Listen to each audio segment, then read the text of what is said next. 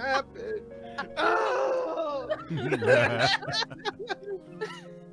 So, as we've started to get this podcast started, one of our main ways of getting started is to interview each other. So, not only so to practice and get used to it before we bring on some new guests, but so you get to know us. Absolutely. So, our first episode, moi, was interviewed, and I'm sure it was the most glorious thing you ever experienced. May I have the honor of kicking off one of the first questions? Sure, go for it, Sid. Zealous. Zealous Yes. Mark II. A man of international mystery, a man of action.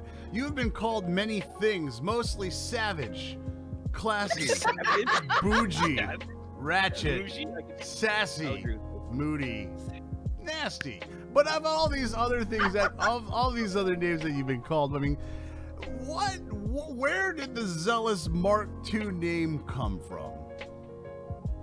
That's a very interesting and quick story. So in the Wayback Machine of 1995, when I first got onto America Online, You got me. I was exactly. I was I've always been like a huge anime fan since I started watching anime when I was like 13, and one of my favorite series of all times is it's called Slayers. It's a fantasy based anime. And in the second season, it was the first season. Sorry, in the first season they introduced this character named Zelos. There's argument whether his name really is Zelos, like Xellos, like mine's spelled, or if it was meant to be zeros. But Zelos is one of my favorite character tropes. He is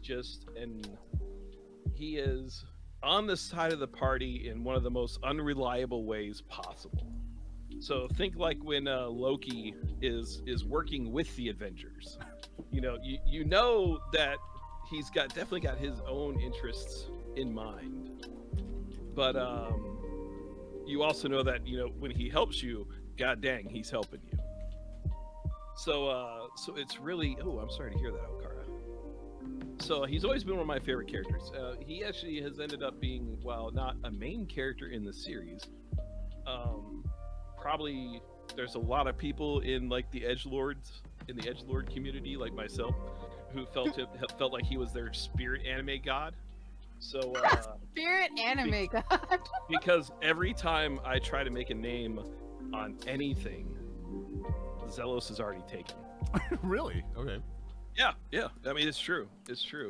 So, I don't know if you remember if you remember the AOL days, but when you made a screen name, if it was already taken, it would give you some random string of numbers for that name. Mm-hmm. And Absolutely. I always thought being trying to be Zelos, 2,469 was not the coolest thing to do. I always thought that was really lame. Like when you just had random numbers after your name. Mm-hmm. So I was like, hey, I have got to think of a cool way to make this sound a little bit better. Also, way into Gundam, and Gundam usually solve things by like, it's the Gundam Mark II. This is the Gundam production model Mark IV. So I just used the MK2 for Zealous Mark II because I didn't want to be Zealous 2. I didn't want to be Zealous 3. I didn't want to be Zealous whatever number it ended up being.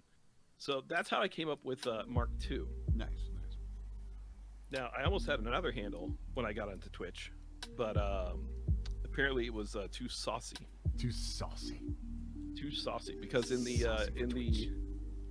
the manga for Slayers, they had a character that popped up whose name was Swanky Hank.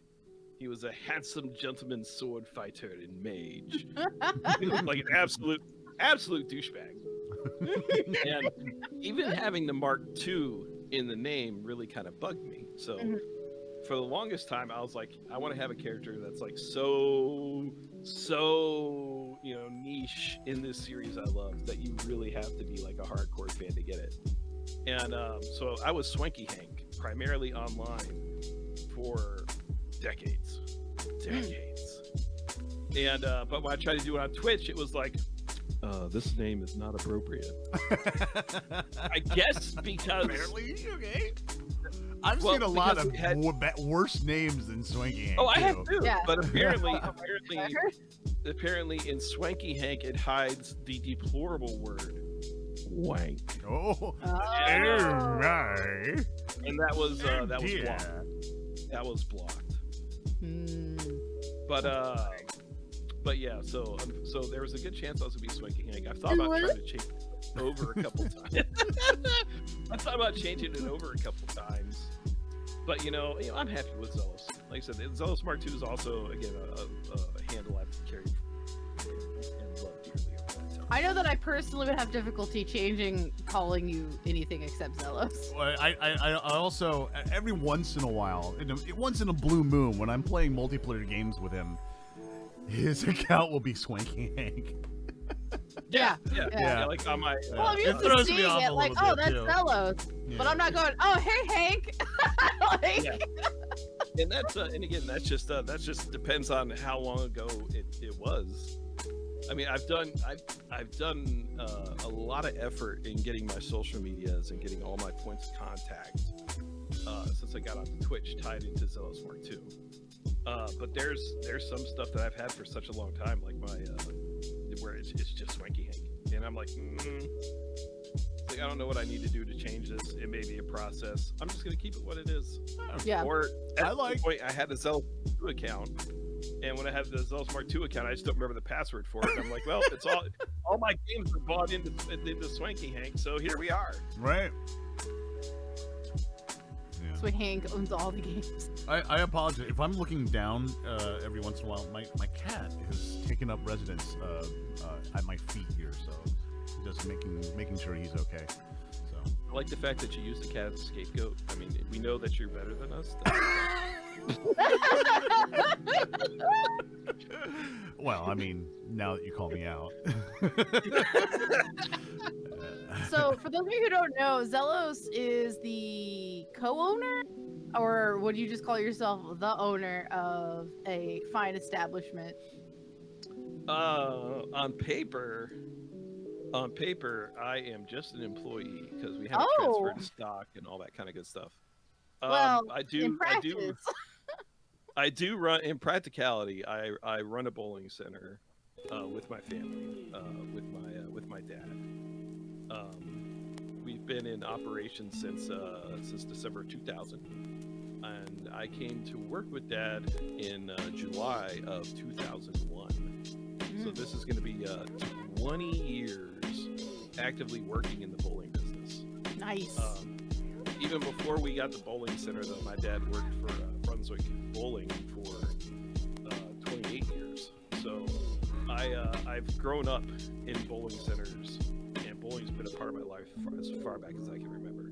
So my question to you is, I'm gonna just go ahead and call you a business owner That for works. simplicity's sake.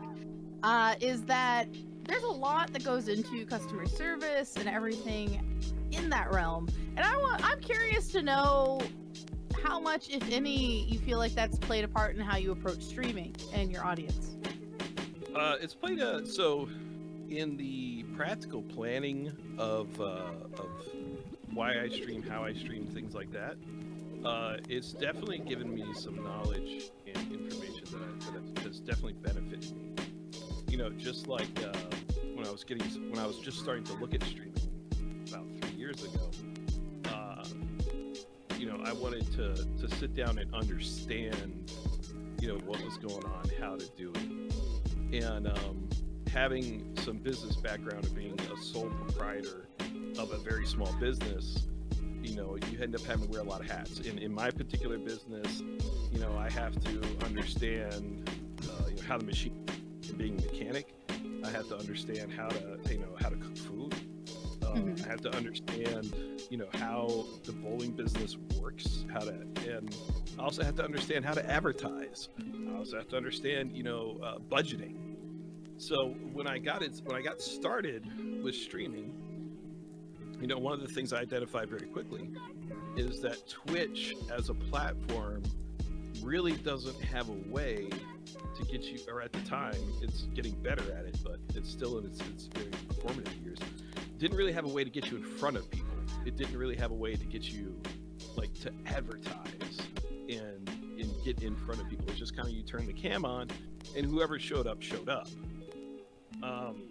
So I spent some time trying to learn. Okay, how do you get out in front of people in Twitch? And part of that was using my knowledge of, again, small business and how to advertise and promote my business, and understand. It also helped me understand too, like the importance of branding, like what identifying what is your stream. Why should people watch? What can I offer to make people watch?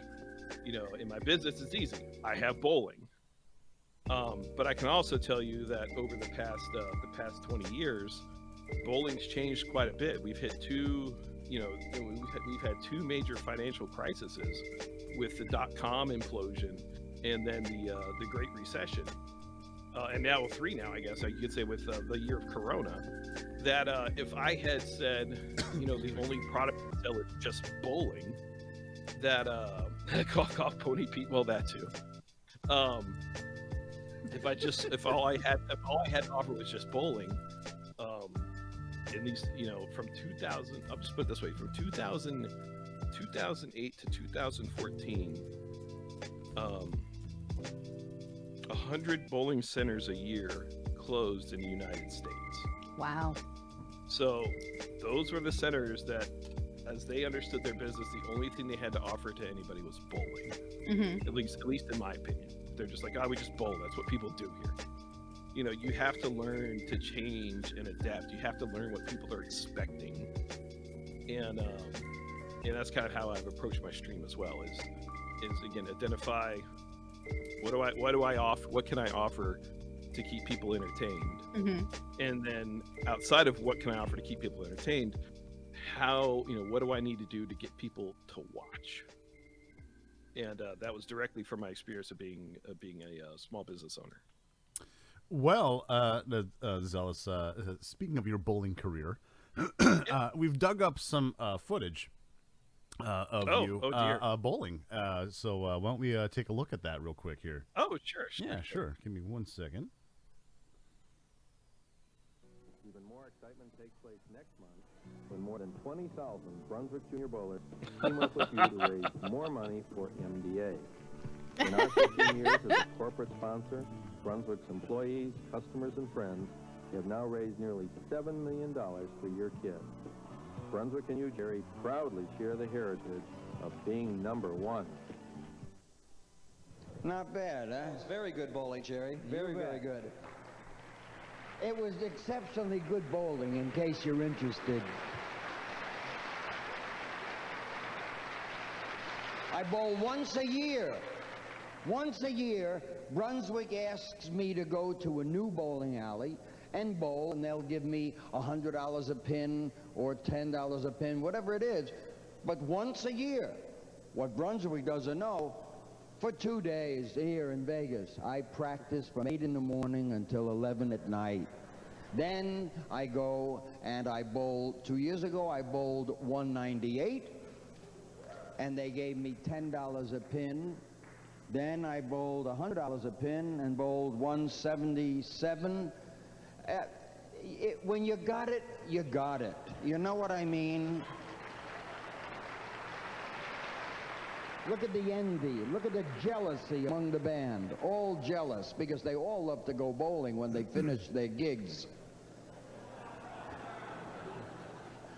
Okay. Jerry, that practice really paid off, not only for your bowling, but also for our two very special guests. First of all, we have the top junior bowler from Brunswick. It's 9-year-old John Kilpatrick. He's from Brunswick Gwinnett Lanes in Lawrenceville, Georgia.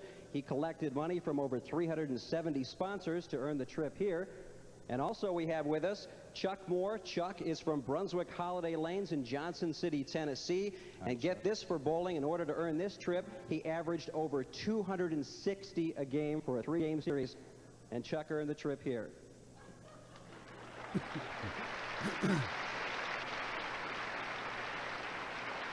But he bowls more than once a year. And you want to tell me a score this one bowls, maybe? John? 275. 275. I think he said just 75.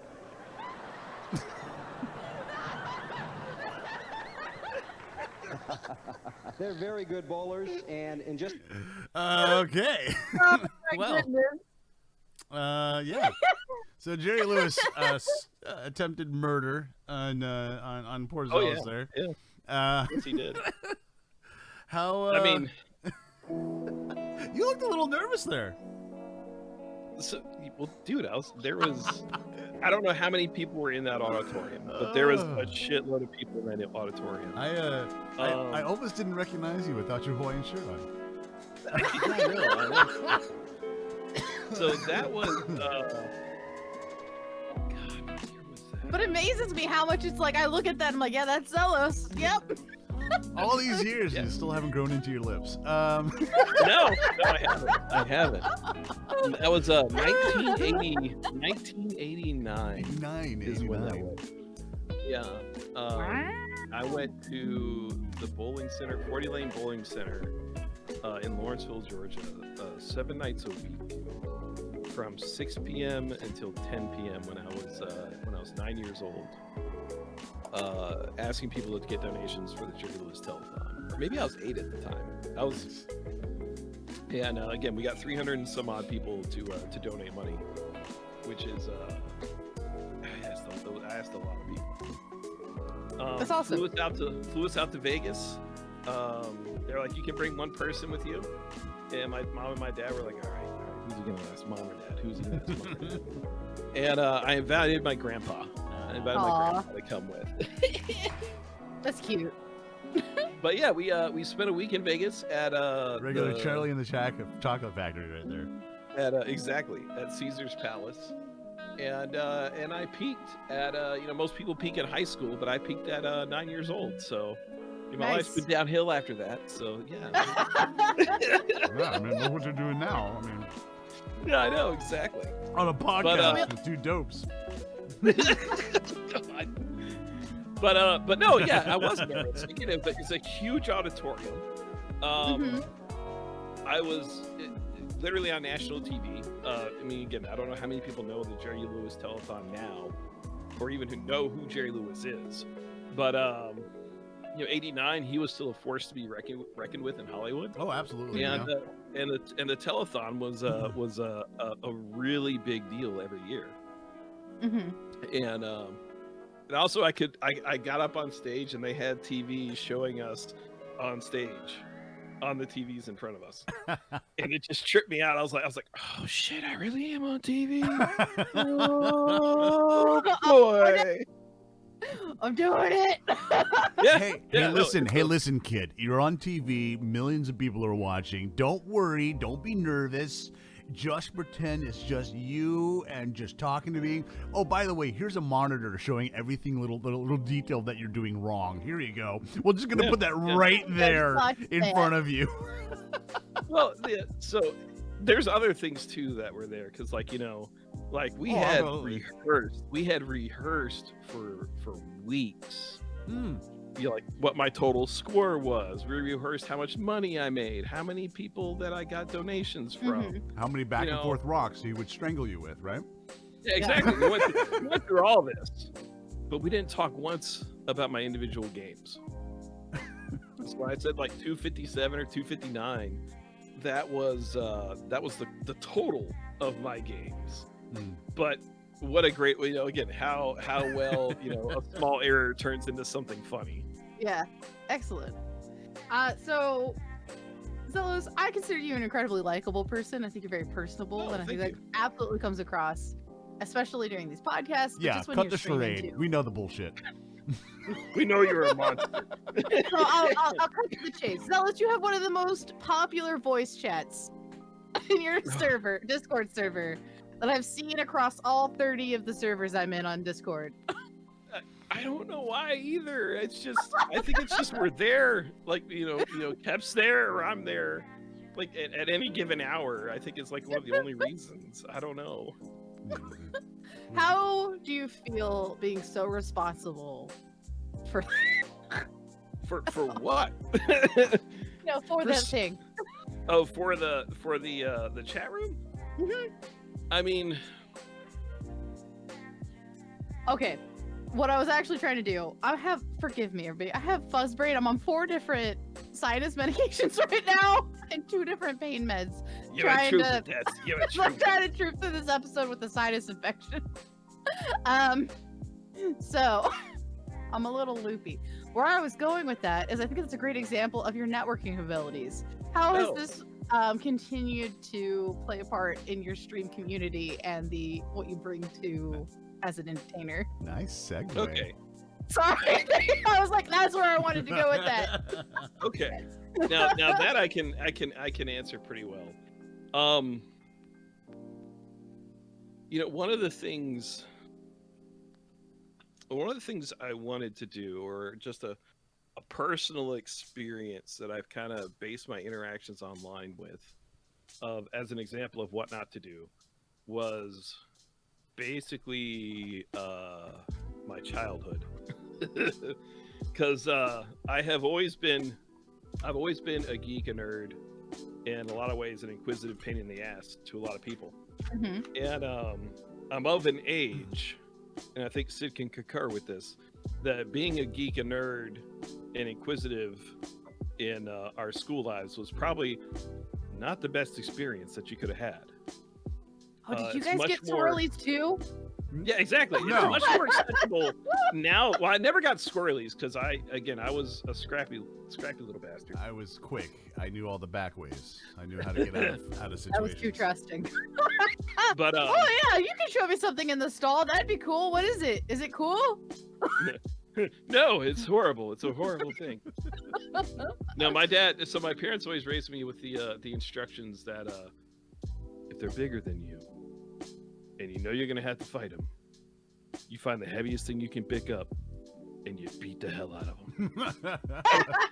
That was my dad's instructions for like school. You know, it's like he's like, God damn, I wanted a cowboy, but I got a nerd. I gotta teach him how to fight. But no, it was. But again, it's a lot more acceptable now than it used to be. Absolutely. Mhm. So you know, I ended up just eating shit. Oh, not really literally eating shit, but just all the time. You know, taking some less than favorable, getting some less than favorable experiences, up to and including the fact that I was in special needs. Zelos is very verbose and talks about himself in the third person apparently when he's being interviewed. But my written expression is terrible. My handwriting's horrible. My spelling's horrible. Mhm. When I was in high school, I think when I went through some testing before getting out of high school, it was something along the lines of I was like a 6th year student as far as like understanding words and what they meant, but in writing it, I was on like a 3rd grade level, Mm. and that hasn't changed very much. You're still at 6th grade level. Probably, yeah. As far as writing things down, you've seen me write stuff. I have written things, and you've proofed it because it needs translating from the 6th grade level up to you know a modern equivalent. But that isolation, that you know the air of not being accepted Mhm. is something that I very deliberately and consciously didn't want to have in my stream. So I try very, very hard to accept people kind of for who they are and just say, you know what, I don't understand this person's life experience. I don't understand how they've gone to maybe this conclusion at times, but I try very hard to not be judgmental, except ask questions. If I feel like I don't quite understand something, ask questions, and just try to understand where people are coming from and do my best to make them feel welcome. And that was part of what I did with my networking as well. Mhm. Is one of the I'm gonna talk real life shit right now. One of the really tough things about life, especially if you're trying to get introduced to a new group of people, is ultimately in the deep dark recesses of our minds, we kind of don't care who someone is when we first meet them. when you're in a large group of people, like one of the networking groups I was, Yeah. you know, just getting in chat could get you noticed. But ultimately, there's so many people, they just, you know, you would just be a voice among thousands, and there'd be no reason to pay attention to anything you said or did. So one of my great advices for work, for school life, wherever you're at in life, if you're going into a group of new people, you better understand what you bring to the table. And that was one of the things when I first started getting into the networking of Twitch. Was I knew I had spent a lot of time. I spent, like I said, a solid 2 months spending probably an hour to two every day going to YouTube and going through the details of what it takes to stream, understanding, you know, the importance of why you should have a cam, you know, how it can help you. Understanding why when people don't have a cam, how do they make that work? Right. So I went to a lot of detail on, again, like the physical part of how to stream. I have my knowledge from business, which is identifying your brand, figuring out who you are, all these kind of things, so that when I did get into these groups, I understood what I brought to the table. Right. And that's actually how you and I met. Yeah. And I did my best to share that information as freely as I could, without putting judgment on other people. So if I had something that I'm like, you know, hey, this works, and somebody's like, bull poop, that works, that don't work, it never worked for me, of understanding, you know, the answer isn't, well, you're wrong, or saying, hey, maybe you did it wrong. It's much easier and much better to sit down and be like, well, right, okay, how you say it didn't work? Tell me what happened. Help me understand. I've always known you to be somebody who really demonstrates their value as part of a social group by like either sharing knowledge or sharing resources you have collected. And I was curious about something that I'll remember in just a second. Nice. How do you find the balance of being somebody who people might think to go to for help, but without overburdening yourself, like without burning out, I guess is what I want to know. So I know that personally that balance is difficult for me at times. So here's where you guys get to the you know, it's like, oh, Zelos is so understanding, so nice.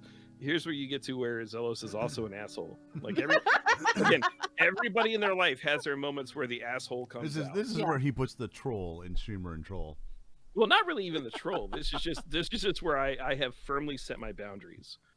Is when helping other people, when talking to other people, I'll share ideas. I'll go check out their streams. I'll go hang out in streams. You know, if they're genuinely asking for help, I'll put in a lot of effort to try to help people. Always take notes. Yeah, pretty much, Elkara, take notes. That's good. The biggest border though is I'm not going to do it for them. Right. At all. If you know, I remember when I was ultra active, which I'm not right now. I'm just too much is going on. I've been too busy with the day job.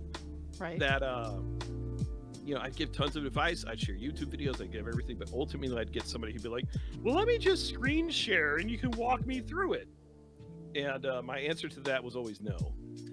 Because at that point you're crossing a line of having knowledge and sharing knowledge to being a consultant and doing work. And that's a hard line, I think, for some people to understand, and very easy. I see your slave has brought you some tea. I messaged him. I was like, could you bring me a cup of peppermint tea? He even had the Cabana Boy shorts on, I saw. But yeah, I always try to keep that line defined. Because at that point, it's easy for me to share information. And if I share information and somebody actually watches the damn video or goes to the page and tries to learn something, I know that they're very serious about it and they're going to take it serious. Right. And I'm going to give that person more time. I'm going to definitely give them more time because they're trying to learn it for themselves.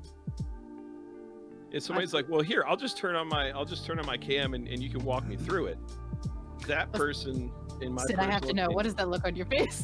Yeah. I'm a little curious too. I'm sorry. It has nothing to do with what you're saying. It has everything to do that if you're not really watching closely, or if you are watching closely, I'm shrinking. My chair, as I'm talking, is slowly.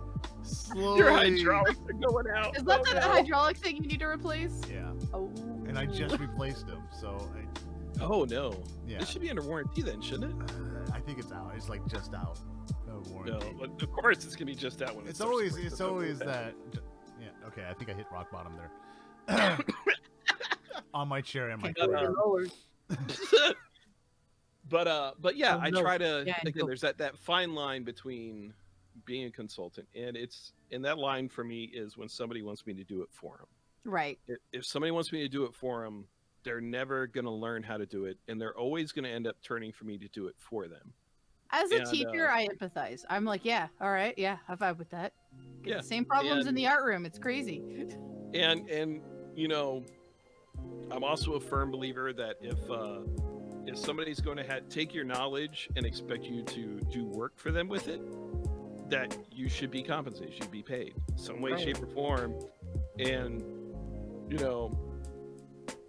just to use a name that's synonymous, like if Ninja for some odd reason contacted me, it's like, hey, yo, I need this done. I need some advice. And I'll talk to you, and I'll talk about you on stream. I would probably be like, well, fuck yeah, I'm gonna do it. Hell yeah. Wait. Do you want me to go step by step? You want me to hold your hand? I will totally do that. Yeah. You mean to get under the desk? I'll get under the desk. Because the value of a ninja exposure is so much higher than your layman streamer who's gonna be like, I have about 10 followers and a cheese sandwich. Is that enough for you? Well, so even then, like, that's like everything I have asked somebody to help me with on stream, and they've done work for me, I have made sure, no matter how good of a friend they are, that I pay them in some way, shape, or form. I'm using their skills. I know I don't have enough viewership for my necessarily for my my shout out to be of real value. Mm-hmm. Now I know you talked about the Discord, people hanging out and all that kind of stuff. I know that can be a way for people to get to know each other, and if they have a skill to share or a skill to use, that could be great exposure just hanging out.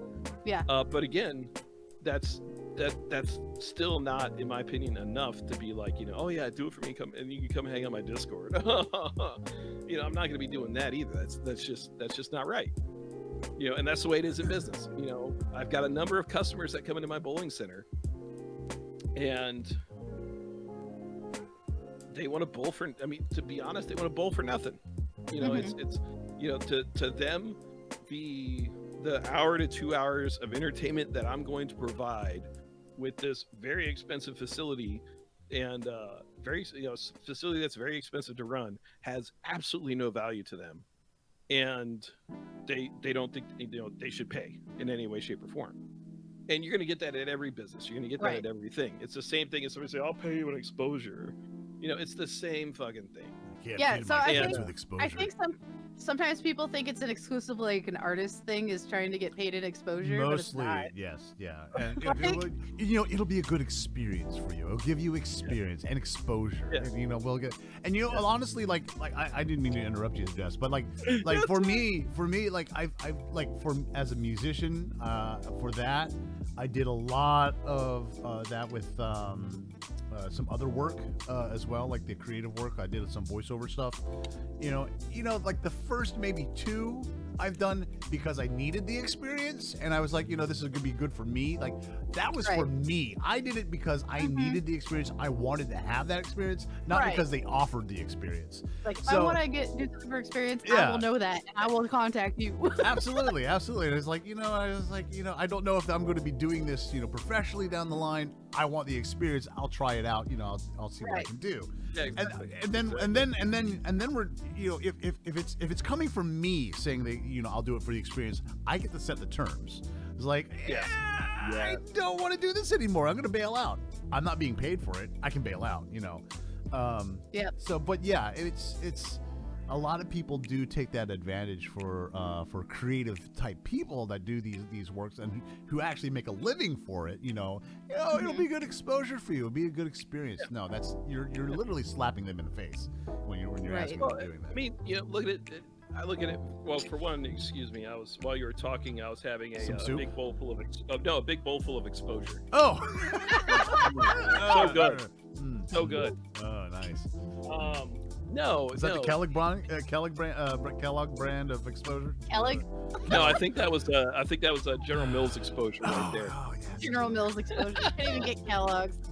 But you know, it's the difference of, you know, someone coming and offering you, you know, hey, I'll give you exposure, you'll get all this. You know, that's just bad networking and expectations on their part. You have to understand it's got nothing to do with your talent, anything like that. You going to a site that brokers jobs, and they have stuff that is you know, like you said, experience, exposure, all that kind of good stuff to see if you want, and you're like, you know what, I'll do that. Right. Is radically different than somebody just be like, I'll pay you. You'll have access to 500 people that will see this one thing. Maybe. Although I will say, so as an artist, I've been following some like hot trash drama on Twitter in the art community. Right. And one of the best pieces of advice I saw from an artist was like, if somebody wants to pay you an exposure, you offer them like a 10% refund on their piece for every client that comes your way from them. That's an interesting way of doing it. At least that's a trackable way to say, hey, you did get people out of this. It's like, look, you have the potential to get a full refund based on sending me clientele. Yeah. I mean, but you're not putting yourself at a risk. Like, I mean, that's 100% why I use Facebook for my business advertising. Is I can advertise with them, and I can see in real time exactly how many people have seen my ad. Right. Versus doing TV or radio or something like that, and then being like, and also like with Facebook, I'll be like, yeah, I'll spend $100 to get this out there, and I go to like a radio station will come in and be like, we'll run 5 commercials, for 5 days for 1 day across 5 weeks, 1 commercial.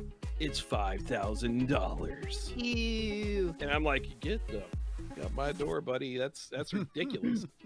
So I think this leads me to an interesting topic of conversation that I've talked to people about, is the difference between advertising and networking. Yeah. So the difference between advertising yourself and networking with yourself. Can you give us an example that you felt strongly about? In the streamer world, advertising and networking are a very, very fine line, and there's different etiquettes of doing it as well. So what we're probably talking about is more outside of the stream area, and then we'll probably try to get inside the stream area about networking and advertising. That's a good way to put it. So, yeah, I can talk. So in the work world, in my work world, advertising me is how can I put it? Advertising is if I have something that I don't normally do, or is for a specific niche audience, or I need to get the word out about a program that we just got started. Mm-hmm. $5 bowling night or whatever, if it's something like that. There is a need to advertise that.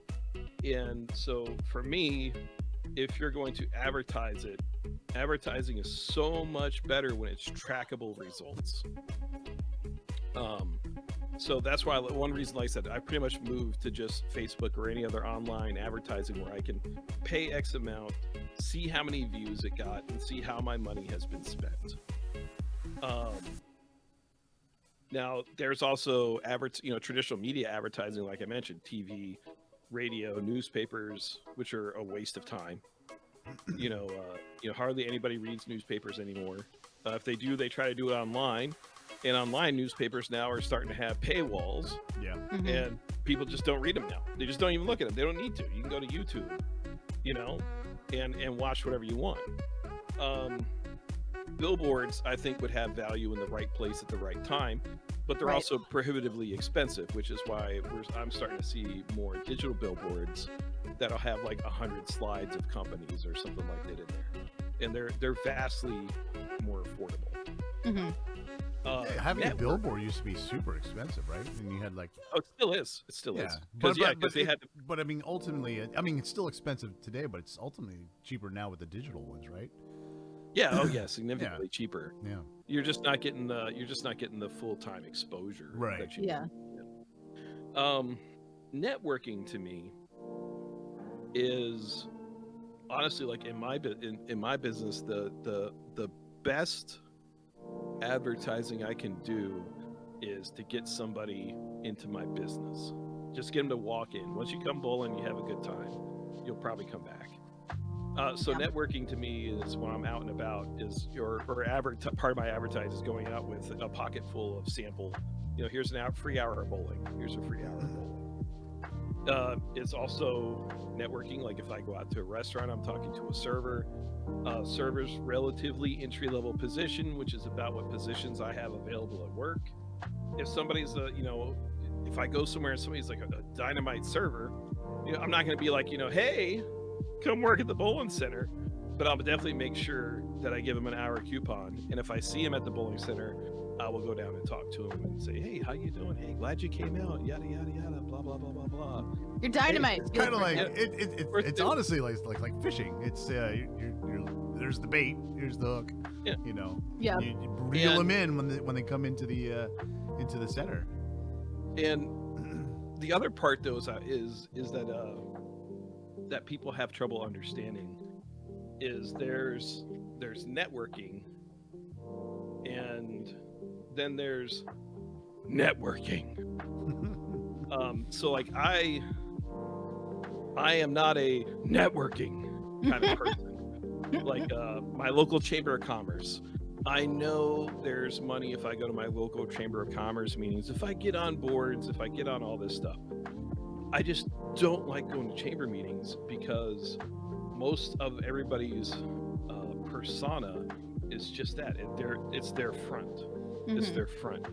They are, the folks who are at the chamber, for the most part, not all of them, but most of them are basically doing what I would, in Twitch, I would say is, kind of bad advertising, which is, hey, yeah, doing great stream, bro.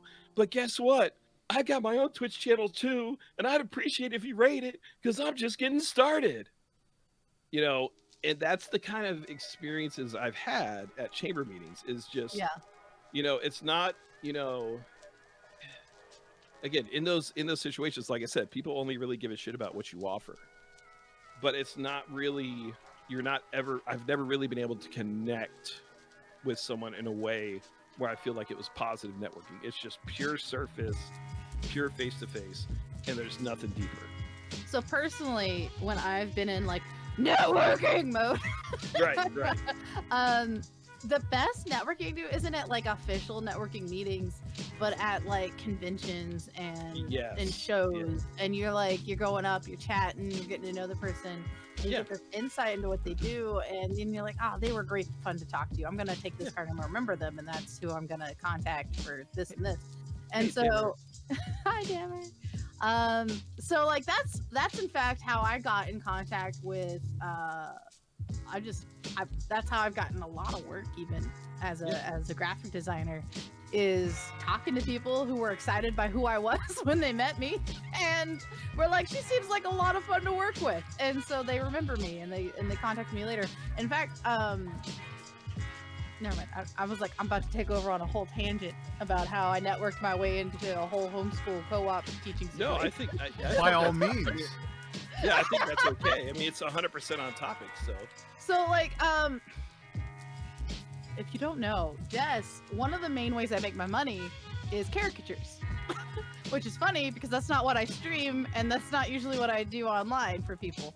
But caricatures live at festivals and events is how I make a bunch of my money in my personal business. Right. Discounting primary job. And so I'm at this event doing caricatures, and what I always put on my business cards is artist, professional. Well, I have like something else, and then it says and teacher. I always mention I'm also a teacher, right? Because I think, I spent 5 years getting a degree in it. I'm gonna mention it. That I'm trained to do this thing, and I've been doing it for the last 5.5 years of my life, right? Officially. And so doing caricatures, I get talking with somebody. They're like, "Oh, you teach?" And like you chat with somebody. And long story short, that was the beginning of what became a huge system of my connections with the homeschool co-op situation in this area that I live in, and my connection with hundreds of families and their kids. And so I can put up a class listing and have it filled in less than 12 hours. Yeah. And so because amazing. So many people know who I am, so I teach classes, they like the way I teach. And it all started just from simple networking of just like, yeah, I love teaching, blah, blah, blah, I do this, I'll do, and when I teach things, I teach it over here. And somebody's like, and that word of mouth and being approachable and putting out the information, but not in an aggressive way. I didn't have like a giant banner saying, hire me for teaching. Yeah. I just mentioned that this is a skill I have. Like, it's casual, it's just at the end of my business card. And that was enough to get somebody's attention.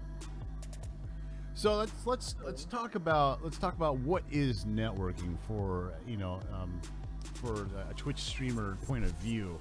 So when we're talking about networking, we're basically, in a sense, yes, we're trying to connect with people who are a little bit more learned in the business, a little bit more experienced in the business, and we're trying to connect with those people to basically have an accord back and forth to help each other out, basically.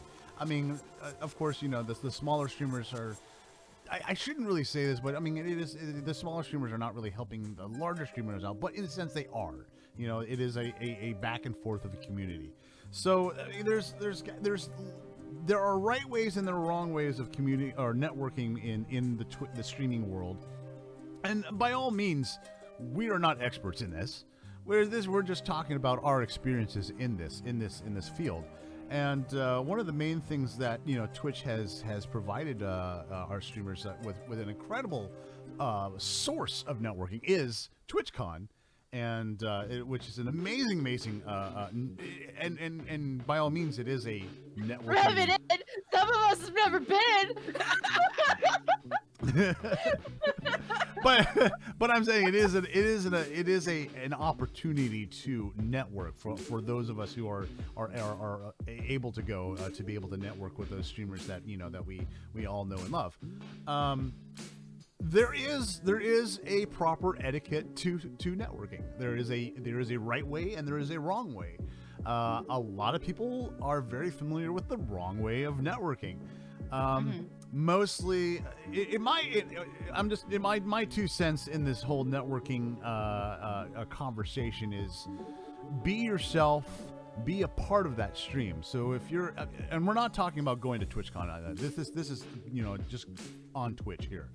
If you find a streamer that you enjoy, go to that stream, be a part of that stream, be active in that stream.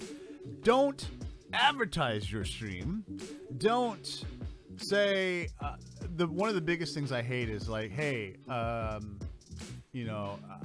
follow you if I'll give you a follow if you follow me. A follow for follow, and that it's just empty. It's hollow. It's a very, very hollow, thing. But yes, be in their stream, be part of their stream, go there on a regular basis. Now, I'm not saying you have to do this for every single one of the people that you follow and everything like that. No, just the ones that you feel that that you have that you could have a connection to, and being like that. And I think that for us three, it kind of happened that way. We were all viewers and streamers at the same time, and we all came together in that sense, and we're all part of each other's stream, and just we just became friends in that sense. So King Ra said, "Follow for follow does nothing because it doesn't equate to friends, viewers, chatters." Exactly. Hershey, a lot of streamers will ask if you stream. Exactly. Yeah. Hey, Phil and Sean, how you doing? I remember when I got into a fit once from a streamer saying, well, I've got this many followers and you've only got this many followers. And so what I did is I got into their data and I was looking, and so as far as like active chatters and viewership goes, percentage wise, I was much higher. So like I might have had fewer followers, but of my followers, a higher percentage of them were reliably watching me and interacting in my chat. So what I learned is if you slight the desk, she will destroy you with numbers. I will find facts to figure out, and you know what? If I find out I'm wrong, fair's fair. But Right. So, so I've got with everything you said, I've got some personal stories and anecdotes that I'd love to share if you guys don't mind me going down that route a bit. We are interviewing you. Yeah. Okay. By all means.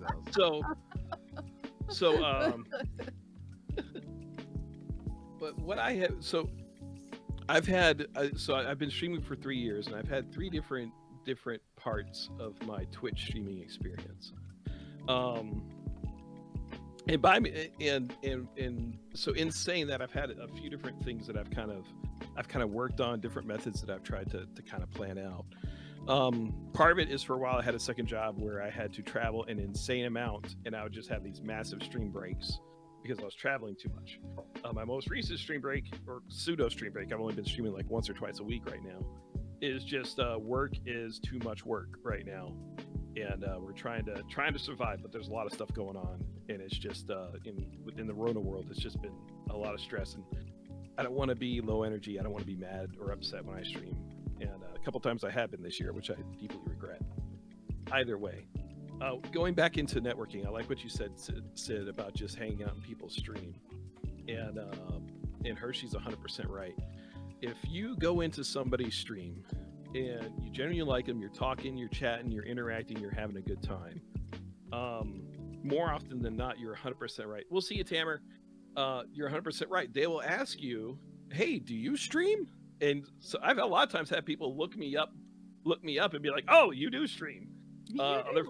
Other time I've had people ask me, like, oh yeah, I stream a little bit here and there. And next thing you know, they come and hang out and chat, which is always a lot of fun. Mm-hmm.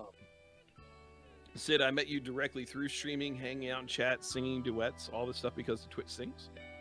And again, it's been a great friendship since then. I've had a lot of fun hanging out with you and visiting you in your home state, taking you to conventions, visiting with you at TwitchCon. It was a lot of fun. Des has become a good friend. I met her through a few of my Discord networking groups and hanging out in streams and all that. And it's been really a good time with all this. So if anyone tries to tell you that your internet friends don't count, they're lying. But with that being said, I've seen a number of different ways that I would say are positive networking methods. For me, like I said, for me getting started with networking on Twitch was understanding that learning, because really I had hardly ever really heard of Discord, and I only used it for playing. My wife and I had a server for playing Ark with some local friends, is how we started with our Discord server. Mm-hmm. And never used it for anything outside of that. Once I, started to expand and learn about networking, I was like, oh my God, through watching other streamers, I learned that there were Discords just for networking. Oh my God. Their need and what they provide has changed a lot over the past 2 years. It's an ever evolving thing. Mm-hmm. But when I started getting better, some of them for the worse. Yeah. And when I got into networking Discords, it was really, again, that's where I identified I need to bring shit to the table for people to really see value in talking to me, to actually provide something of value for them. And as such, I put together a plan.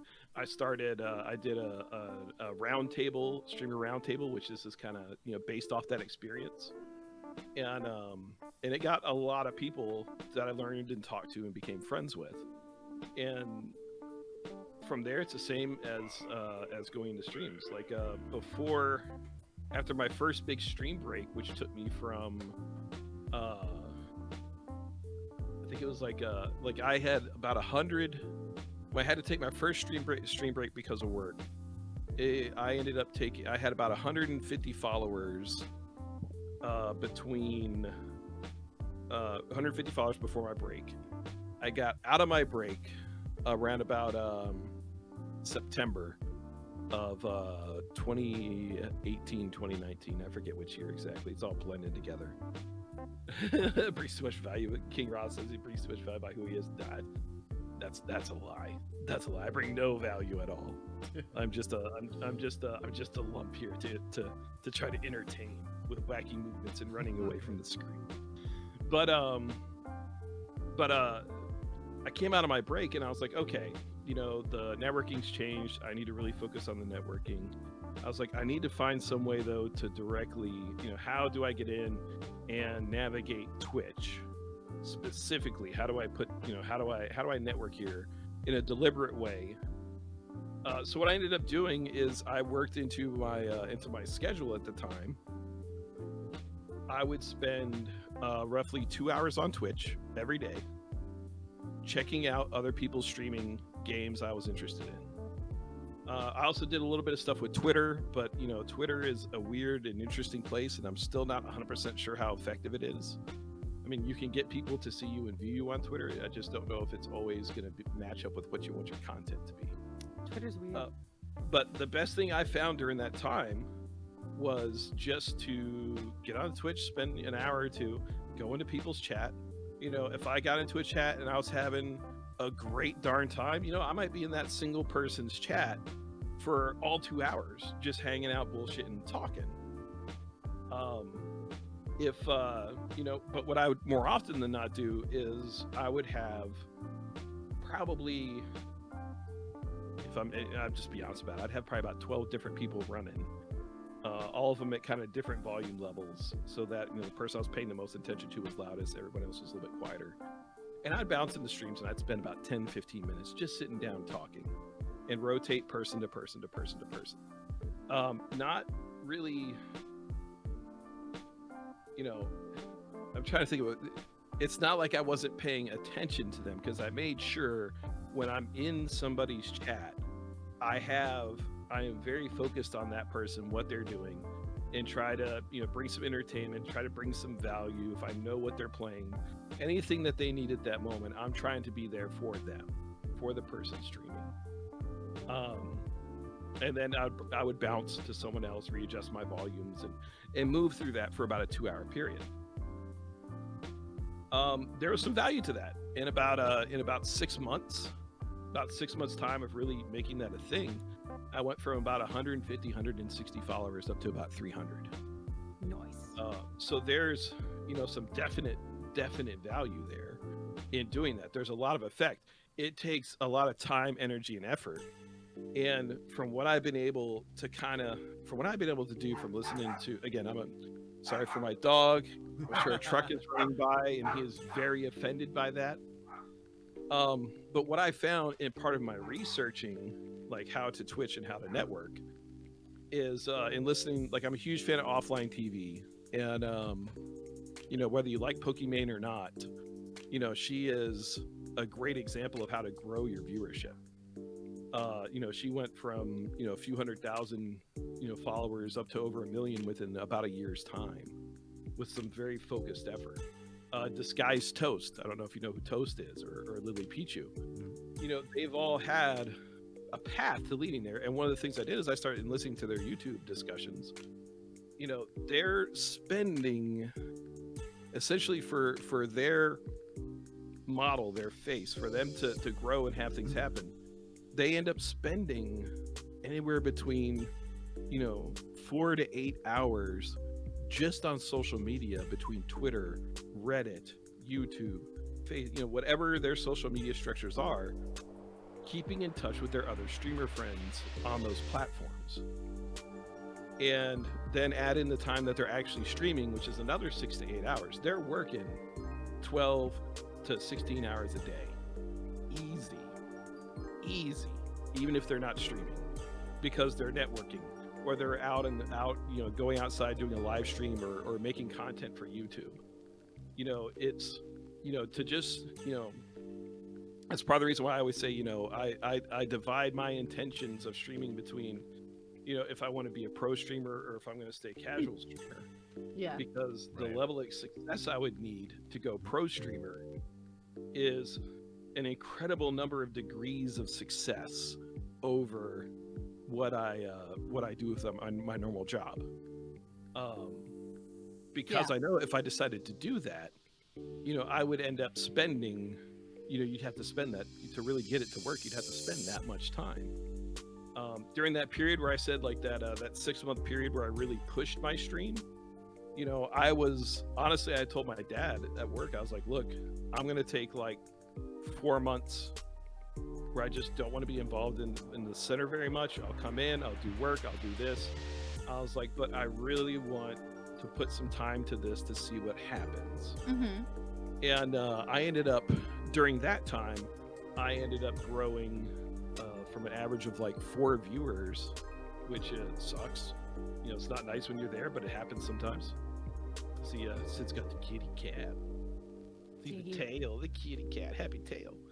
But I went from like 4 people in my viewership per stream, and I ended up somewhere in the area of about 18 to 20. It'd be like 16 to 20 people, and I did that within a month of really following this rigorous social media. Like 2 or 3 hours a day, being people stream 2 hours, and then my normal 3 to 4 hour stream. And you can do it. You can. You just, again, you have to put in work. You have to put in the work. And I think it's really easy to underestimate how much this is like. It can become a job if you're really wanting to see success. Yeah, well, you have to. It has to be your job. It doesn't just come to you usually unless you are a few qualities that I think reasonably all 3 of us can assume that we are not. Which by the way, go ahead. I'm just saying that ultimately a lot of people fall into that trap where they say, oh, streaming is easy. This is what I'm going to do. This is how I'm going to make money. And they don't realize that they quit their job, and they don't realize that this is a job in itself. It is work. It takes that, once you become partnered, that's your job. Now you need to maintain the money, or you lose that partnership, and then you lose that revenue. So I mean, even if you're not partnered, exactly, to get the partner, you have to, again, to get success out of Twitch, you're gonna have to stream when you don't feel like it. We did the math on this once. Do you remember, Zillows, how many subs you would need a month in order to maintain your life right now? Like, Jesus Christ, like your insurance, your groceries. Like, we did this once. We figured out the numbers wise, like how many subs a month we would need to just like break even on, like, I don't have a job anymore, I'm a streamer only.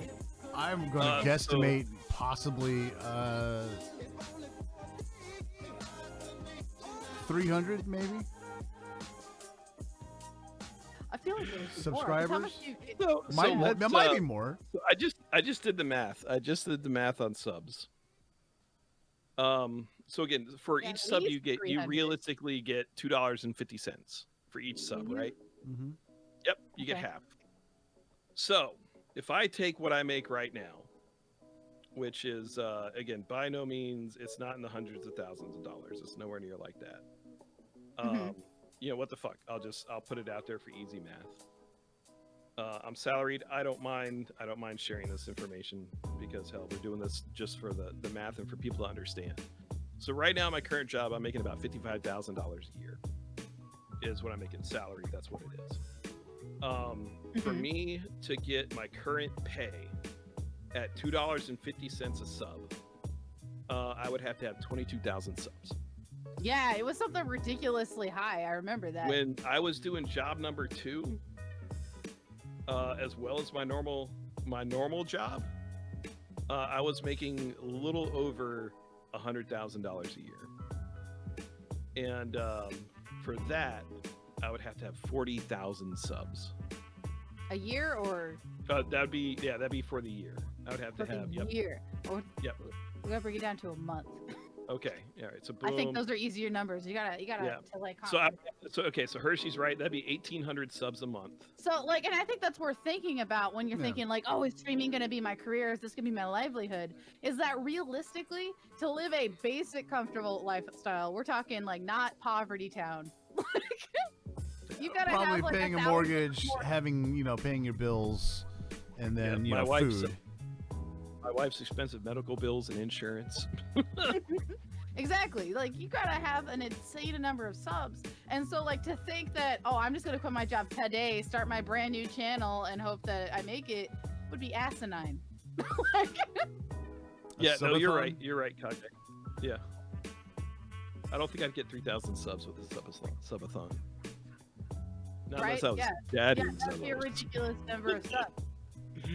But yeah, so Yeah, it's you still have to pay it's kind of taxes crazy. on that sub money. Yeah. You Now, know how tiring subathons are.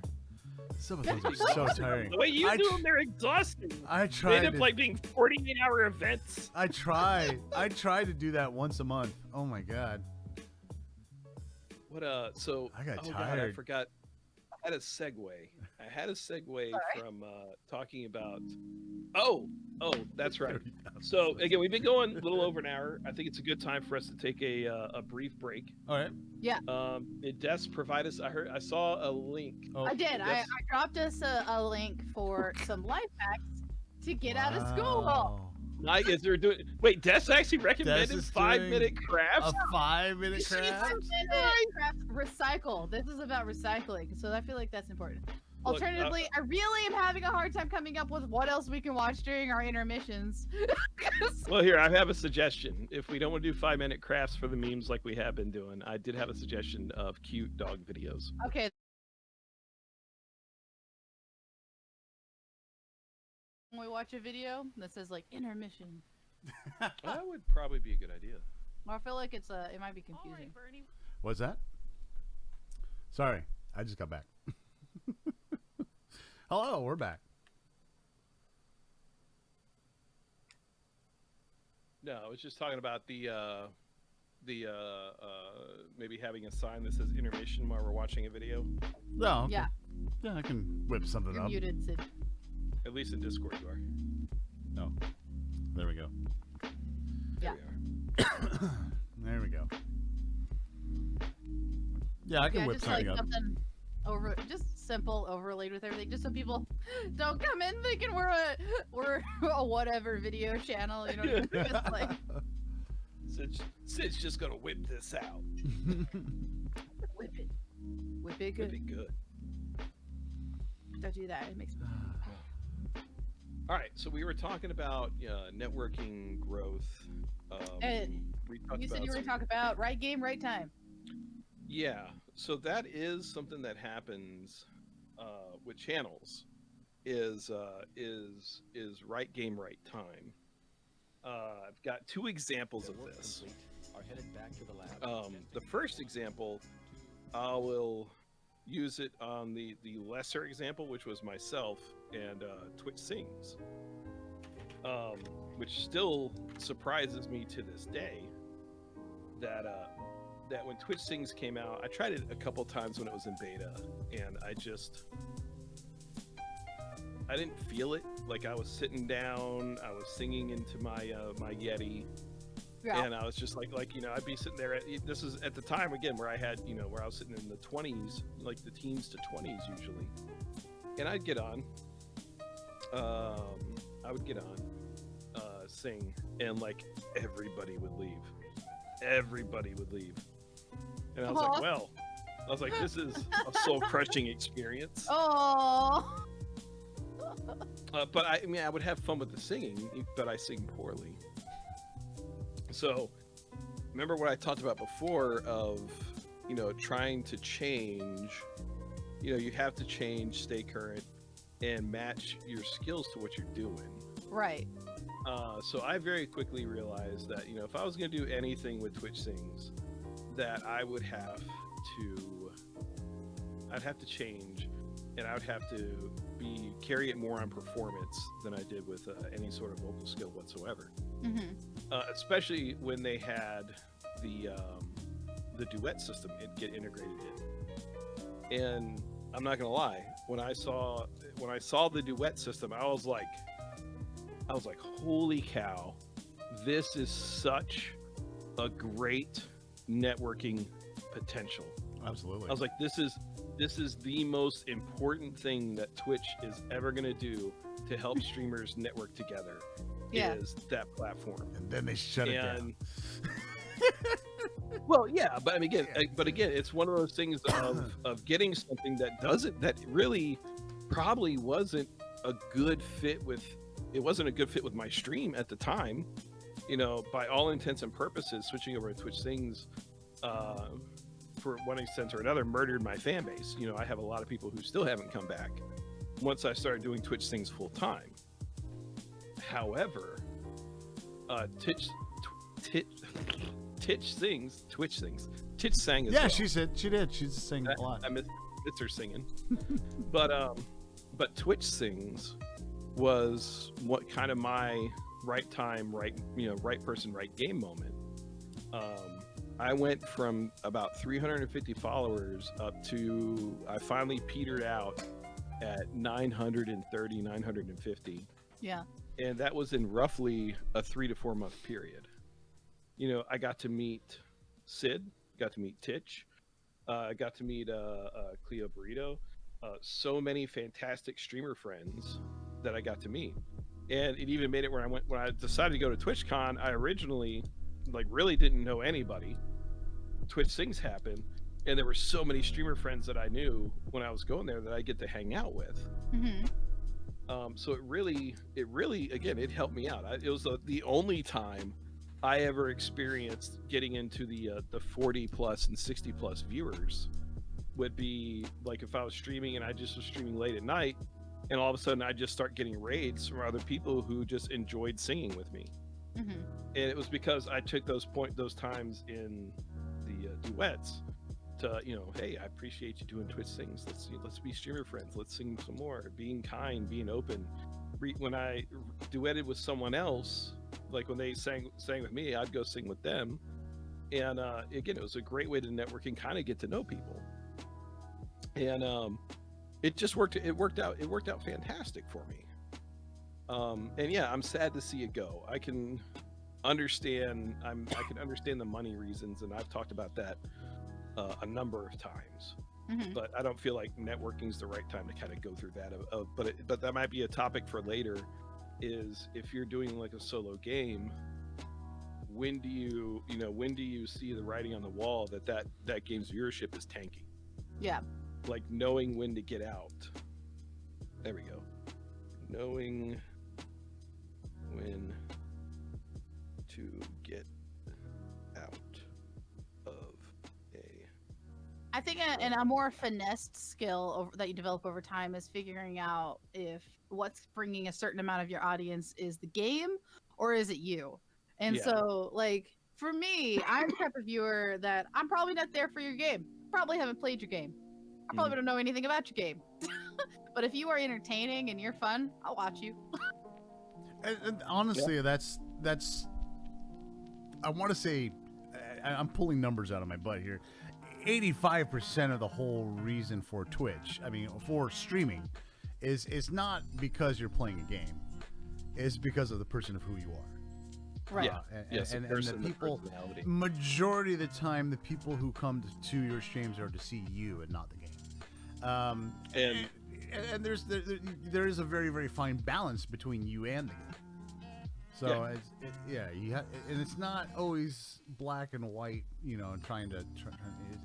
It's always a constant struggle to find that balance between the two. So that brings me to my second story of right game, right time. Is there was a streamer named Tangy Pangy. I love Very Tangy. funny guy, very personal guy. A lot of fun to hang out and talk with. He ended up he started out, he was playing Harvest Moon and a lot of like adventure farming style games. Mm-hmm. And then he'd sit somewhere again around equated where I was of the teens to 20 for his streams, yada yada yada. And this game came out called 1 Hour 1 Life. And Tangy in 1 Hour 1 Life ended up going from averaging like 12 to 15 people to within like 2 days having 150, 200 viewers of him playing 1 hour, 1 life. It was, you know, an eye-opening thing for me to kind of watch and see how right person, right game works. Mm-hmm. But he also had the second problem of after about, you know, 3 weeks to a month of playing 1 hour, 1 life, he was ready to play something else. He was bored. The issue is with his 1 hour, 1 life viewership, that's all they were there for, really, was 1 hour, 1 life. Because if he went to go play something else, give me 1 second here. Boop. Girl, look at those hands. Exactly. But after that 1 hour, 1 life experience, he ended up, like, if he played anything else, he was back in, like, you know, he was back at like 10. So he made partner very quickly. 1 hour, 1 life, tons of subs. It was, you know, potential of like replacing his lifestyle, but it ended up kind of all crashing down because the amount of time that he needed to put in to get that, plus his day job, or I mean, again, where I think he was, you know, still making pretty good money, didn't match up, and he ended up pulling out. He doesn't stream anymore, unfortunately, because he was pretty funny. But, Tangy was also an excellent example of somebody. He didn't use a webcam. No, he just carried by Tangy sheer. was an excellent example of somebody who was just funny to listen to, and so he didn't need his webcam to hold his audience's attention. And but yeah, so that's what it was an interesting thing for me to kind of watch and try to wrap my head around, like, how did this work? Of, you know, they're there for that specific game. He does anything else, his viewership tanks. And then he ends up feeling like, well, for me to keep this going or to continue my growth, I guess I have to play this game all the time. And how difficult it can be to go past that and start branching out. And I've seen some other streamers do it. I've seen some other folks manage to branch out, but they did so. They did so when it seemed like their popularity got to a certain extent that they could start getting other streamers in the multiple hundreds viewership to start teamworking with them, and they kind of shared and blended their audience together by playing XYZ game. Like the VTuber community, it seems to be Minecraft right now. A lot of VTubers they'll play individual solo games, but to kind of blend their communities together, they do co-op Minecraft streams. Mindship. That's a game I haven't heard of.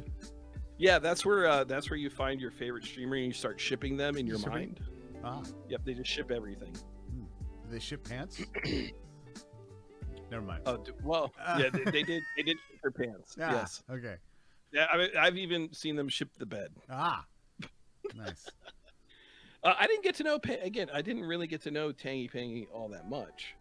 I was on his Discord server. I paid attention to, you know, the conversations when all this was going on, because again, I wanted to learn and kind of see what was happening. And this was all before Twitch Sings hit for me. And that's kind of where, you know, I understood that, like, you know, on Twitch Sings, you know, this may happen, but I also knew at some point that the game changed, matured, and the people at the top start dictating the rest of the content that everyone else was going to do, that I knew I would be out of the limelight fairly quickly, simply because it moved much more towards the skill of singing was important. And if you're going to have fun, you almost had to be able to be at the other person's house streaming with them for it to really get you a lot of growth. And or you had to do a lot of the, hey, I'm networking, this is me networking, you know, sure, this is the real me networking with the real you. And I wasn't about that game. I'm not about that. So it just, again, so it ended up, you know, I petered, and I just kind of started to fall out of relevance, other than having the most beloved Sidious dragging me into multi streams and bullshitting and just having a fantastically good time. That's what I'm all about, man. Bullshitting and having a good time. Which is why we're here today, right? Wait, I'm getting paid, right? Oh my god, are we streaming? Is this live? It may have been. No, Des, I have the streamer key.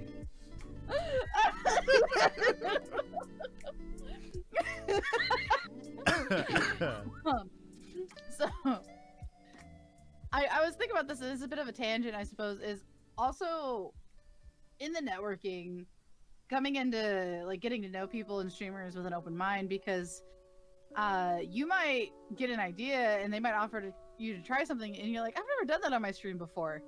Like, I think trying out new things like that is really cool. So in that way, if I thought, oh, Jess is gonna be super cool stream time queen one day, I think what I would do in the earlier parts of my channel, not being super like popular, is probably try everything.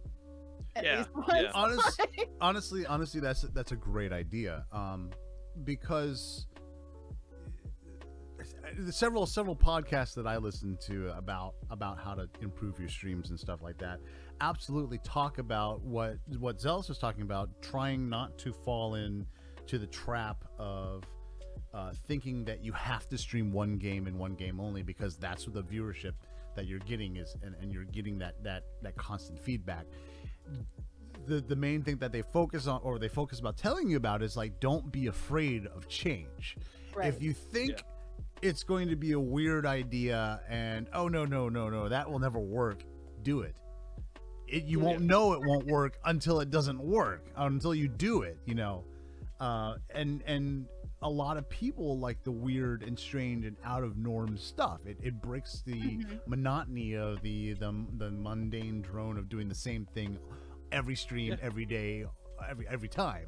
So like, trying new things is a blast sometimes, and it refreshes you and your spirit as a streamer. And then you say, oh, that didn't work. Okay, well, you did it. It's out of your system. Go on, move on, do the next weird thing. Yep. You know, one of these things may work. I mean, it also may be a great, I hate to use the term gimmick. It might be a great gimmick for your stream to do. Like, we're doing weird stuff, trying new things out. So that was the whole thing of the premise of these podcasts, saying that, like, don't feel like you're locked into one game. Like, don't feel and I know certain people feel that way, and they feel, well, I can't, no one's gonna watch me if I do something else. I stream this all the time, and no one's gonna watch me. Doesn't matter. You're stream most of the time, you're streaming for yourself. So do what you feel is best for yourself. And if that means changing up your stream, then change up your stream. Don't be afraid to do that. And I know I keep going in circles here, but I'm just trying to one of my favorite things that Zealous went over in a roundtable when he was hosting those over in one of the networking communities was the memes that come out of your stream and the culture that you craft around your stream. And so in that same way, trying new things can help you discover new memes that's going to keep it fun and entertaining for your audience. Absolutely. And so one of the memes that's come up in my stream, and I've only done a handful of these, is Hobo Kitchen, where I attempt to cook something in my office using only a toaster oven or whatever I can drag into my office instead of cooking in the kitchen. Well, they're funny. It's so funny though. But that's not my normal content. Normally I'm streaming art and occasionally a video game. But mixing it up, just to once again reiterate, like, once in a while mix it up. Even if you're afraid, like, oh, my numbers are gonna drop. Everybody's watching me for this game right now. Like, it's so refreshing. Like, once again, it's like, I've been feeling the monotony of my life, and you're like, oh god, I'm so tired. Like, getting on to do like one of my hobo streams or one of my or just like, I'm gonna follow Milo with a camera for 3 hours. Let's go. I'm sorry to say, I don't mean to sound harsh or anything, but if people are coming to your stream just to watch that game, and then they go away because you're not playing that game, maybe those are not the type of viewers you want. Yeah, they're not the type of viewers that you're going to establish a community with. You know, you want the ones that are there for you and the game. You know, I mean, mostly for you, and then you want the ones that are active, you know, in the chat, that, you know, that keep coming back time and time again. You know, your regulars and stuff like that. And if the people are there just to watch the game that you're playing, and then because it's human nature. You can't do one monotonous thing for the rest of your life, on and on and on. Yeah. I mean, excuse me, jobs. But I mean, yeah. It's you know, yeah. I mean, you need the change. You need the change. Right. you know, that was one of the things that, again, when sitting down and thinking of my brand, like my brand specifically, My brand. that's one thing I knew and understood about myself very deeply, is that I just have the short and horrific attention span for games. Mm-hmm. There are only okay, finally, Deborah says, I got the taxes done. Yeah. That is so important to get the You're taxes so done. adult right now. The tax man will cometh. I guess now it's the tax man or the tax lady. The tax person cometh. The tax person Tax cometh. fighter. The tax fighter. But yeah, so it's, you know, that was one of the things that I knew about my personality, is that, like, I'm just not gonna be able to stick to a single game. It's just not Right. gonna happen. And that was something I said, well, then, you know, that doesn't mean I'm gonna focus on my, you know, my super skill level of this game. I'm just going to I was like, I really need to make the focus more of my personality.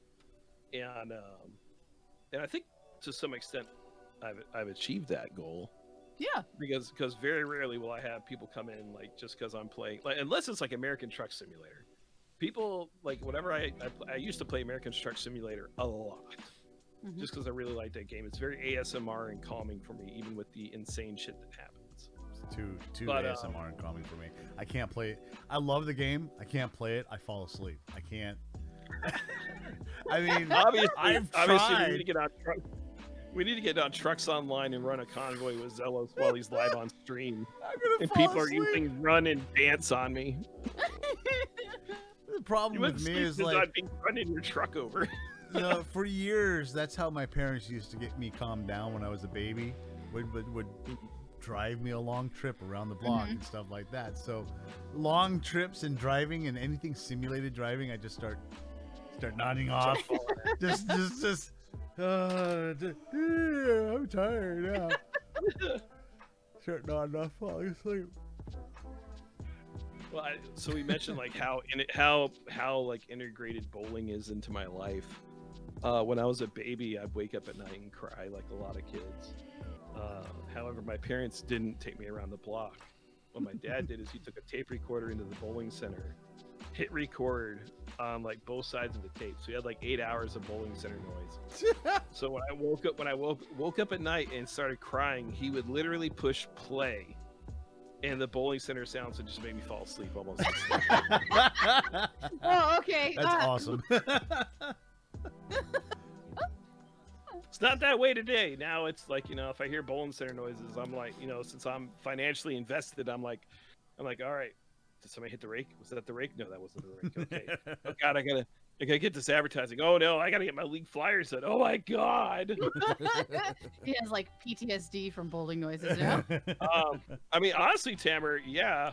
I mean, even to this day, like, if I'm at work during the day and I'm gonna have to be there at night and I don't get a chance to come home, I will usually take like an hour or two nap in my office.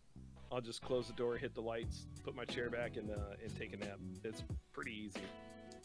But I've also fallen asleep in airports. I mean, like, not in the airplane. I sleep in the airplane too, but also in the airports themselves.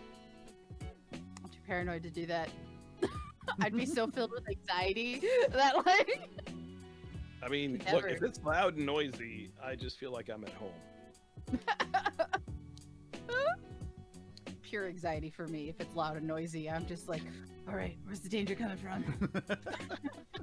Where's my baseball bat? I literally got to the point when I was doing all the travel and air flight that I would be able to get on the airplane, get to my seat. I'd be awake until we lifted off, and before we hit maximum height, I would be out for the rest of the flight. Just unless I like woke up and I was thirsty or hungry when they were coming by with drinks, I'd like wake up and have a drink. But I mean, it was literally, there were some like 4-hour flights, and it's like all right, we took off. And I'm like, we're landing, great. What's going on? Isn't that the best though? Like when you take off, you fall asleep, and the next thing you know, it's almost like a blink of an eye. It's almost like being under anesthesia, or I don't know if anyone's ever been under anesthesia before, but yeah, you know one thing is happening, and then all of a sudden in the blink of an eye, you're like waking up and something else is you're in a totally different area, you know. It's like, oh, that thing I didn't want to do is done. Awesome. So people in my biological family react horribly to anesthesia. And so, like, the one time I've been put under, I woke up in a rage. Oh, my Lord. I was just like, ah! I just total Hulk out. And I was like, I have to pee right now. That's not too uncommon. That happens. And I was so ticked off at everybody who talked to me. And then, like, they're like, okay, you're go to the bathroom. Don't lock the door. First thing I do, lock the door. And they're like, hey, you gotta unlock the door. I'm like, no! If I die, I die. If I die, it's my choice. Oh man.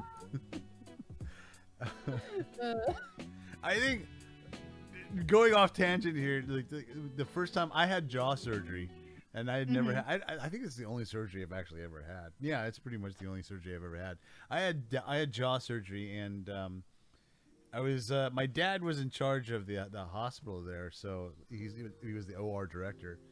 But I've always had very bad veins, so they were trying to put an IV into my arm, and they couldn't hit the vein. And that's the worst.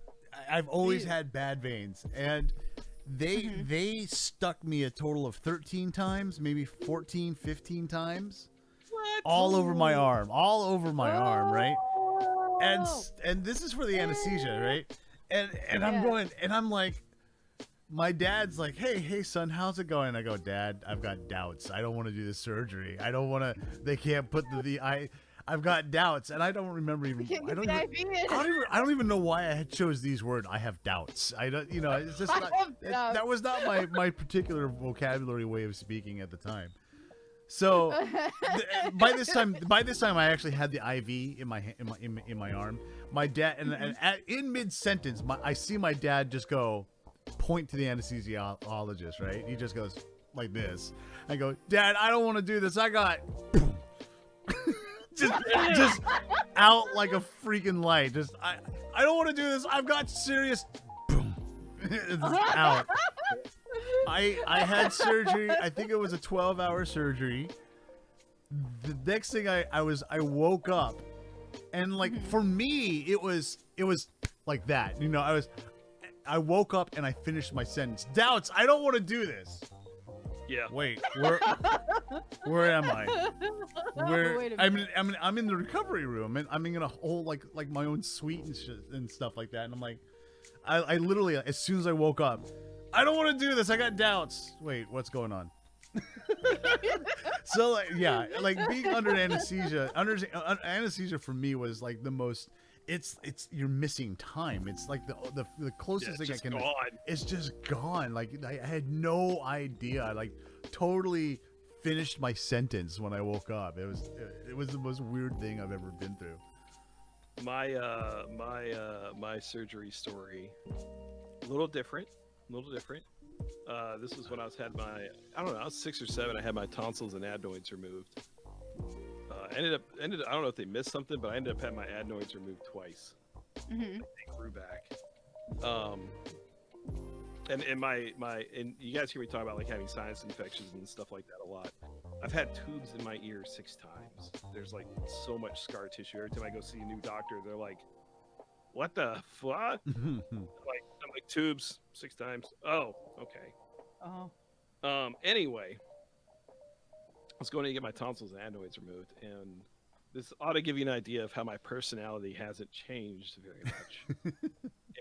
I was in the room with my parents, yada yada yada. And at that age, I always had like joke books I was trying to read. And this time I had a very specific one. And I'm in there. My parents are like, okay, you'll be fine. They're gonna take you back. You're just gonna, have surgery. I was like, oh yeah, I'm not worried. This will be good. I'm gonna get better. It's gonna be awesome. I'm gonna out.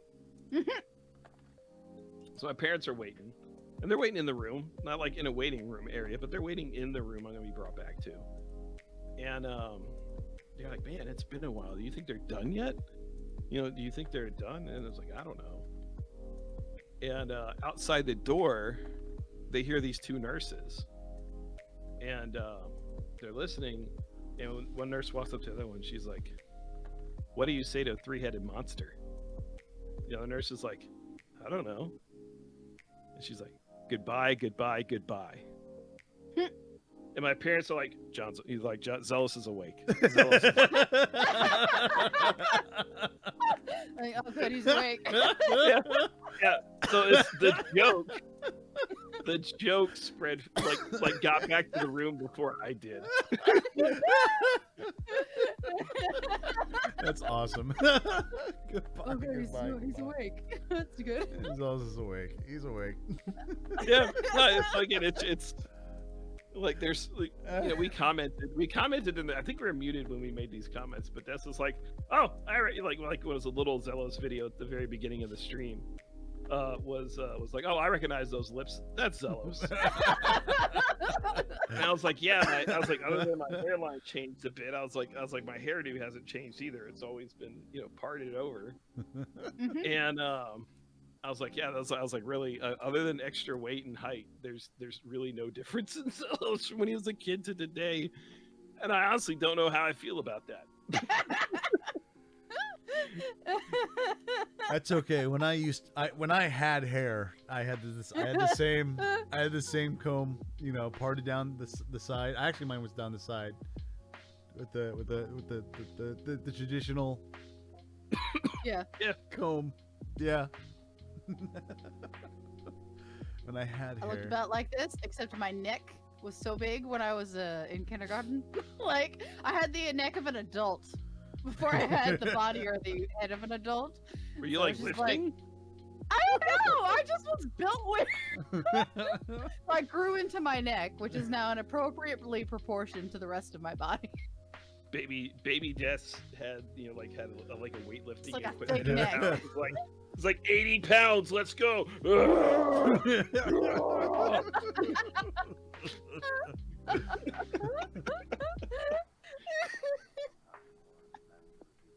oh my lord.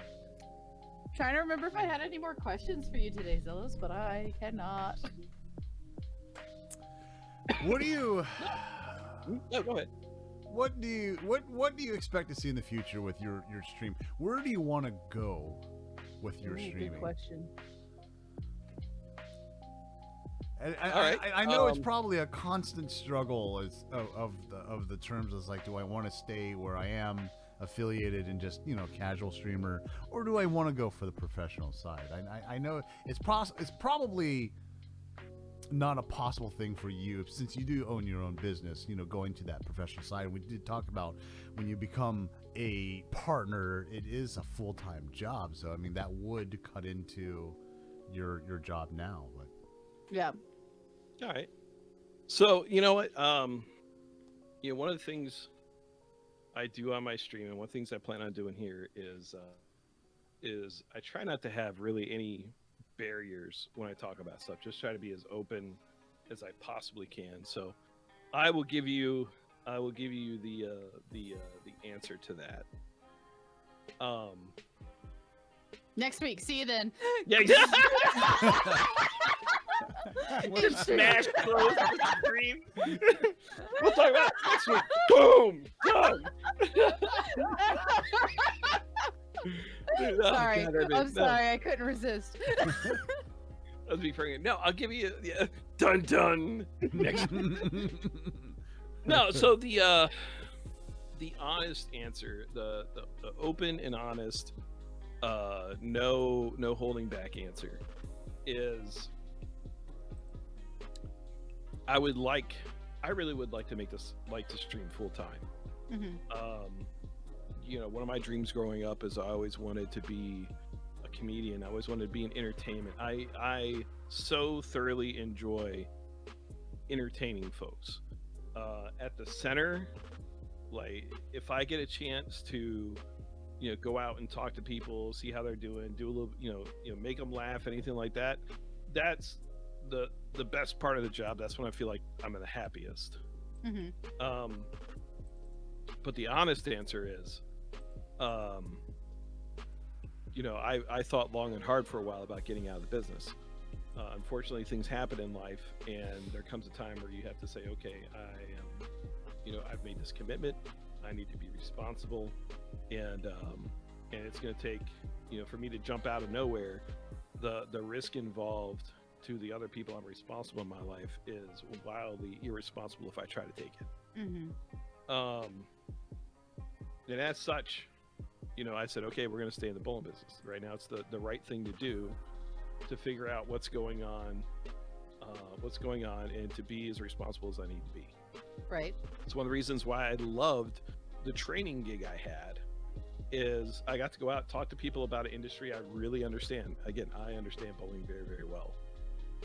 Even if it's not my dream, like it is my dad. My Mm-hmm. dad, he can go, his dream is going to bowling center every single day, and that being his life. Mm-hmm. That is, I'm not gonna, two bones about it. That is what I do for responsible business and personal reasons. Is I go to the bowling center every day, and it's not exactly, always enjoyable, but you do it because sometimes you have to do things as an adult that you don't like doing, Mm-hmm. especially if it's responsible for the stability and the livelihood of those around you. The dream really would be to just stream full time. Mm-hmm. The time demands of social networking, when I can actually carve that into my schedule, I really enjoy. The friends I've met online streaming, the folks I've met just hanging out in streams, again, have become some of the fastest friends I've ever known, some of the best friends I ever known. I would really enjoy if I could find a way to transition and make this into real life. That's Mm-hmm. part of the reason why I mentioned when I took that break from work to stream, and I added 150 followers in a couple months, was to say, I have this plan, I have this work idea that I viewed as sustainable to keep doing it, Mm-hmm. and I had proof that it worked. I had proof that if I kept doing this, that there would be continual gains. Mm-hmm. But it just, again, it's just the way life goes sometimes. Where I'd like to go, I mean, right now, I don't think I could sell the business and Mhm. and get what I need out of it, because just the world right now is all topsy-turvy, and brick and mortar places are really shaky. Yeah. But we were also having some of the, like right now, having some crazy good numbers in the business. If I got out of I got out of the business, I would have a one-shot stock of money that would be decent, but it's not, go into retirement money.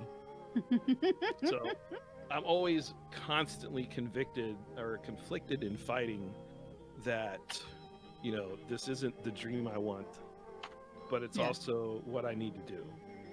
Streaming, I would love to stream more. I want to stream more. I love hanging out with chat. I love meeting people. I love meeting other streamers in streams. So where I would like to go, I'd like to keep doing it. I like to do it more. I'd like to push harder into it and see where I could get. Yeah. I also think that the evolution of it would probably end up being me going towards more VTuber.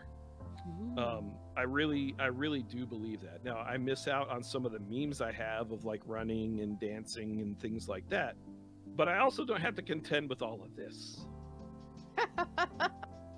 I think I could craft, I think I could still be myself, but craft a little bit of a different character Mhm. Into stream, and and it still be entertaining and compelling. Mhm. Because I know, let's just be honest, with youth and streaming, especially with the importance of the webcam, there is an edge that gets brought in when you're young. and also not like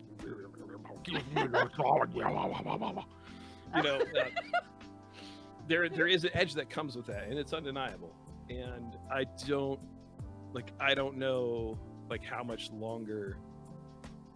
Like if I really fight more, like again, I've lost another 10 pounds. I'm down to the 260s again.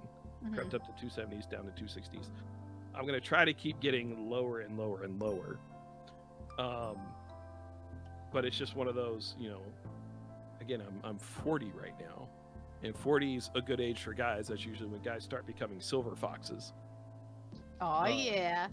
But again, there would be things that I feel like I would personally have to do physically to get that more of attraction. Because I mean, to say that my big giant pillowy lips brings in a certain demographic. Brought in me.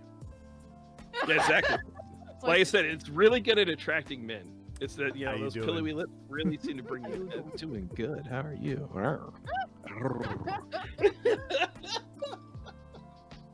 But I'm intrigued by the VTuber part, where it's really you can kind of be who you are, and but not have the physical constraints of. I thought you said toenails.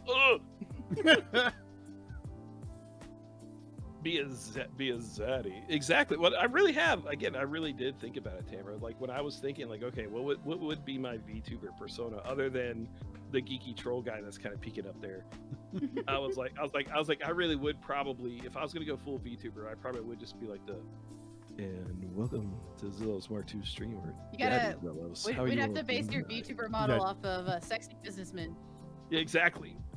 But it would be something where I probably would be like, where I would probably try to go with a little bit more deeper, more mature NPR. No. NPR is very calm. Comes a little bit from the nose. Welcome to when you're talking NPR. Hi, welcome to Streamer and Troll. I'm Des. And I'm Zealous Mark II. By the way, Des, how did you enjoy your sawdust soup last night? With the NPR payment. I kind of contemplated life a little bit about cereal today. Is it soup? Is it considered soup? I believe it's soup with all that. With all that, all that creamy milk. I'm gonna be honest, Sid's voice is the best.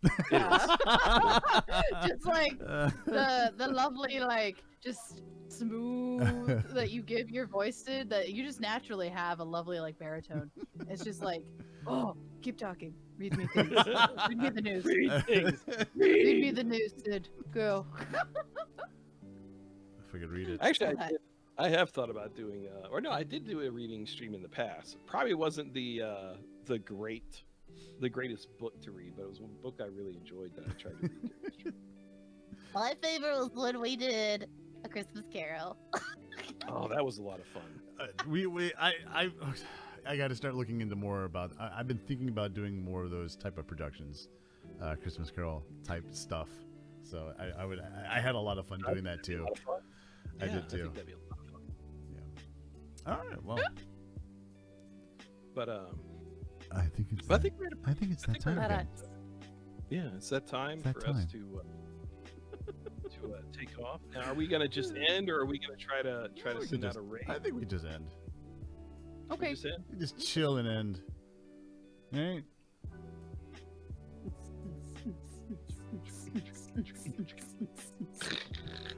Ladies and gentlemen, thank you guys for joining us on another completed episode of Streamer and Troll. You guys are awesome. Thank you for keeping it lively in the chat. Thank you so much for being here. Yeah, seriously, and for those folks, if you liked what you heard, why don't you hit that follow button down at the bottom of the screen, and if you're watching this on YouTube, smash that like, hit that subscribe. For now, though, it's our time for night. Thank you for joining us for the bridge between streamers and trolls. Des, Sid, as always, wonderful time. Thank you for the great questions and allowing me to talk about my favorite thing in the world, myself. Yeah, goodbye. Allah. All right. Good night, everybody. Have a good night, guys. Have a good night.